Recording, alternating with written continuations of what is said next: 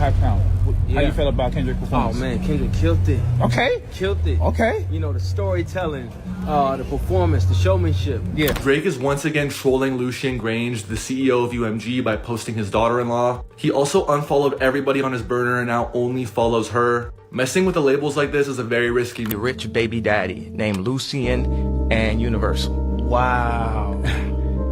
He's like, you know, like, man, my daddy got it. You know what I'm saying? It's like, my daddy controlled the spins. My daddy got the DSPs. My daddy, Drake has a rich baby daddy. I talked to a UMG executive earlier today, and you know, he was like, bro, I ain't gonna lie, I don't know this to be the case, but it seemed like he trying to get out his deal. This is like a strategic play to get out his. The feud between Pusha T, Kendrick Lamar, and Drake is heating up in ways we didn't see coming.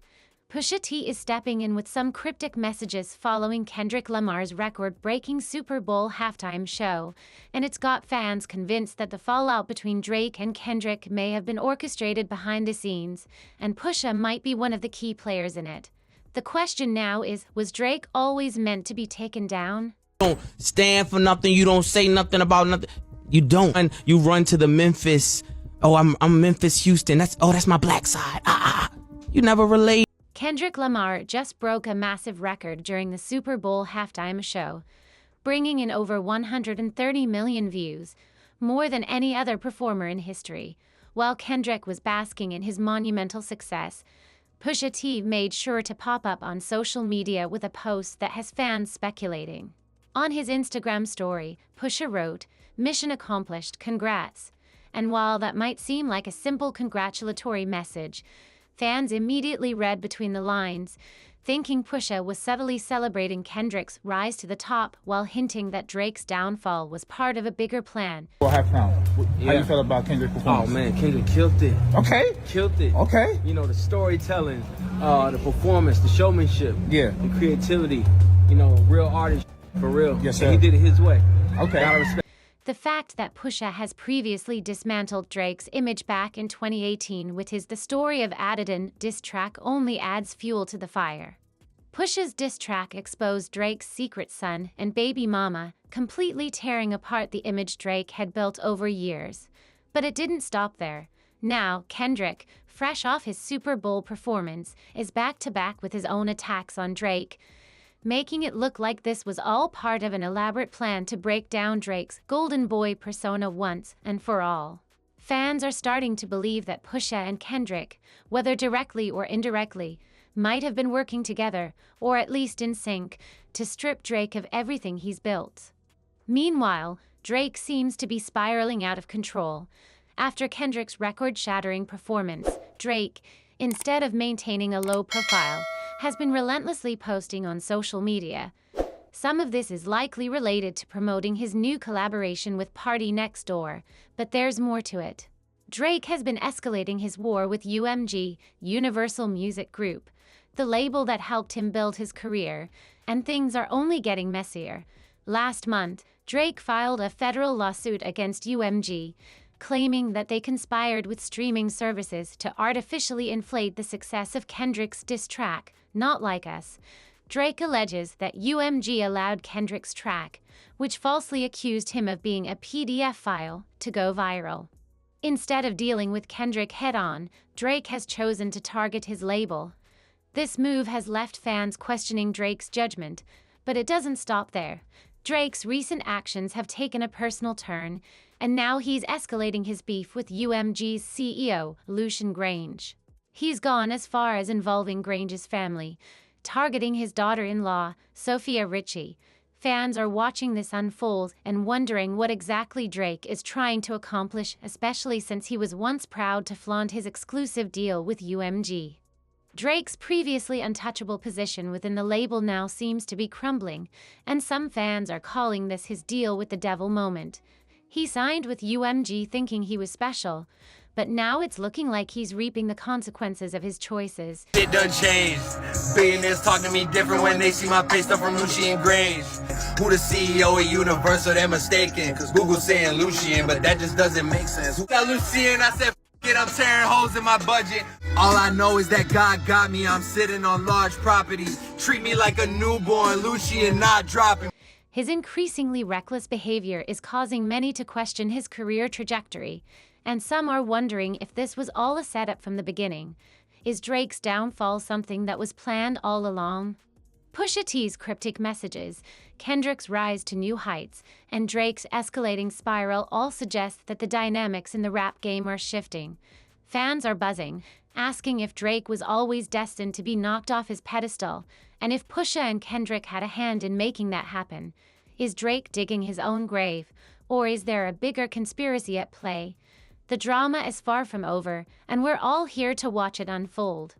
Drake is in the midst of another scandal, and this time, he's targeting women close to his male enemies in a way that's leaving fans shook. After things blew up between Drake and Lucian Grange, Drake's now taking aim at Lucian's daughter-in-law, Sophia Richie Grange, in what's being called yet another petty move.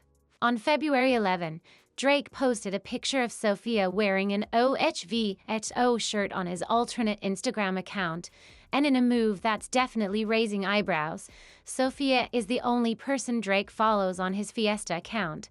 Fans quickly caught onto the move, and it didn't take long for them to call out Drake, accusing him of taking unnecessary shots at a woman who has absolutely nothing to do with his beef with Lucian or Kendrick Lamar. But the drama doesn't stop there. This isn't the first time Drake has gone after a woman instead of confronting the man at the center of the beef. Drake's reputation for taking cheap shots at women is long-standing, with previous incidents including targeting Nicki Minaj during his feud with Meek Mill, bringing up Pusha T's fiancée Virginia during their war of words, and even going after DJ Mustard's ex-wife when things got tense with the producer. In fact, Drake's even been accused of targeting the daughters of other men, like following Mos Def's daughter after a comment about his music style. Now, in the thick of his ongoing feud with Lucian Grange, Drake's focus has shifted to Sophia, who's 12 years younger than him, married, and raising a baby. It's particularly shocking considering the context Drake, with all his prior allegations and controversies surrounding his relationships with younger women, should know better than to drag an innocent woman into a feud that has nothing to do with her. Fans are seriously calling out Drake for this, with one user pointing out how Drake's fan base has often been known to attack women in his name, and this time, it seems like he's deliberately setting Sophia up to be bombarded with toxic messages from his followers. One fan commented, "Drake knows exactly what he's doing," posting Sophia, who's minding her business with her baby, knowing his fans will flood her comments. That's just nasty. But beyond this shady move, the real drama seems to lie with Drake's fallout with Lucian Grange, the head of UMG. Fans believe this is the crux of Drake's current meltdown, with Drake allegedly convinced that Lucian is behind a plot to take him down. This might sound like a stretch considering Drake has been one of UMG's biggest and most lucrative stars for years. So what led to this sudden fallout? One theory suggests that Drake got too comfortable with his position as UMG's golden child and tried to push for more. There are rumors circulating that Drake tried to renegotiate his deal with UMG, demanding a staggering $600 million, which would have significantly bumped his earnings up. However, what Drake may have failed to recognize is that Lucian Grange, despite all his success and power, is still the boss. Drake might have overestimated his own leverage, forgetting that even though he's an enormous artist, he's still ultimately an employee at UMG. It's a harsh reality check for Drake, who's now being forced to face the consequences of his actions. What I'm hearing. So Drake, supposedly in this $400 million deal, he had one more deliverable, which is the Party Next Door album. Now, prior to the beef in May, there was going to be a last project that would then catapult Drake into his next deal. It's like basketball. These guys are like restricted free agents, right? You don't let them become a free agent before you negotiate and lock them into another deal. What happens is when you're at your last project, y'all start talking. It's like contract year. Think about NBA. All right, you playing basketball. Sometimes they be like, yo, I'm too injured to play. When it's contract year, you suck up that injury, you got to play because you want that bigger contract next. Here's the interesting thing. Before Drake could drop that and then potentially be a free agent, he's been negotiating. He's been thinking, I'm going to go get a bigger payday, maybe $600 million. The beef happens, And from what I've been, told, the conversations have severely not gone in Drake's favor. The re-upping or whatever, it's just not what Drake would think. Another theory is that the tension between Drake and Lucian could be connected to something bigger, the ongoing legal issues surrounding Diddy. Lucian Grange was named in a lawsuit filed against Diddy last year, which could have caused further strain between him and Drake, especially considering how much Drake had flaunted his relationship with Lucian. Fans are now speculating that this is all part of a bigger power struggle within the music industry. Well, it wasn't just about Diddy. It also brought some heavy accusations against Lucian Grange and UMG, hinting at a much darker connection between Lucian and Diddy's shady dealings. According to Lil Rod, Lucian wasn't just a bystander in Diddy's alleged criminal activities. He claimed to have witnessed Lucian visiting Diddy's homes in Miami and LA, where the two would disappear for hours, and suggested that Lucian was helping finance Diddy's criminal ventures. On top of that, Lil Rod went as far as alleging that Diddy might have evidence of Lucian doing some questionable things at Diddy's infamous freak-off parties. But here's the crazy part.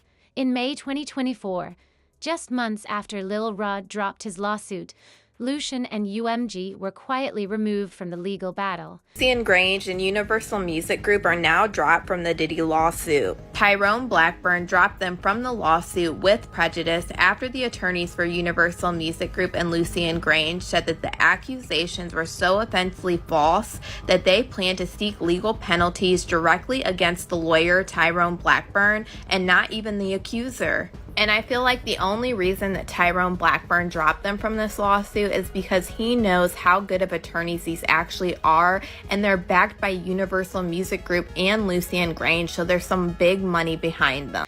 Everyone thought they'd escaped the heat until Kendrick Lamar dropped 3 diss tracks that would shift the entire focus onto the industry. Kendrick's tracks 616, Meet the Grahams, and Not Like Us weren't just about Drake. They were aimed at the entire music industry, making some huge implications about the shady stuff happening behind the scenes. On Meet the Grahams, Kendrick raps about the weirdness in the industry, hinting that certain artists are placed in the game to police things, streamlining victims, and leaking videos to push their agendas. It's clear Kendrick's not just coming after Drake, he's pointing the finger at the higher-ups, pulling the strings behind the scenes. And you can bet UHMHG was paying close attention, especially with all the allegations swirling about PHDHF files and suspicious behavior in the industry. But wait, it gets even wilder. Some fans have begun speculating that Diddy's entire freak-off party setup and secret recordings might have been a blackmail scheme orchestrated by powerful higher-ups for their political agendas. Of lawsuits against him are not only shockingly detailed, but allude to connections to powerful entertainment industry figures with ties to Zionist causes. One of the key lawsuits was filed by music producer Rodney Lil Rod Jones. He accuses Diddy of participation in an Epstein-style ring and threats of physical. Jones alleges that Diddy hosted substance-fueled parties which youth, funded by powerful figures like Universal Music Group CEO Lucian Grange. Jones claims these parties were secretly recorded to blackmail high-profile individuals, including music executives and politicians. Lucian Grange is a billionaire Zionist known for supporting Israeli causes. He's been associated with high-profile events, including the Friends of the IDF Gala, which raises funds for the Israeli military. Grange's wife, Caroline Grange, also funds several Zionist organizations. Running in the same circles is Haim Saban, an Israeli-American media proprietor, Democratic Party power player, and mega donor to Zionist causes. Saban Music Group and Universal Music Group have a partnership that includes global distribution and marketing. Another former Universal Music Group figure moonlighting as a Zionist lobbyist is David Renzer. Renzer founded an organization called Creative Community for Peace, which organizes Hollywood celebrities to speak out on behalf of Israel and against the aims of Palestinian activists. Another music industry executive closely associated with P. Diddy, Clive Davis, has partnered with Creative Community for Peace. In 1994, provided funding for the then 23-year-old Diddy's Bad Boy Records. Universal Music Group and Lucian Grange have since been dropped from Rodney Jones's lawsuit against Diddy. They were dismissed from the lawsuit after attorneys for UMG argued that the accusations against the company were offensively false and that they would seek legal penalties against Jones's lawyer Tyrone Blackburn. On October 8, 2023, Diddy posted on social media in support of Israel. That same month, he reportedly signed the No Hostage Left Behind letter thanking President Biden for his quote-unquote leadership regarding Gaza. If that's true, it would explain why Lucian Grange was so desperate to distance himself from the scandal. Now, you'd think after Lucian managed to avoid getting dragged into the Diddy drama, the last thing he'd want is for the Kendrick verses. Drake beef to drag those same old allegations back into the limelight. Some people are suggesting that Lucian probably told Drake to stay quiet after Kendrick's Not Like Us dropped.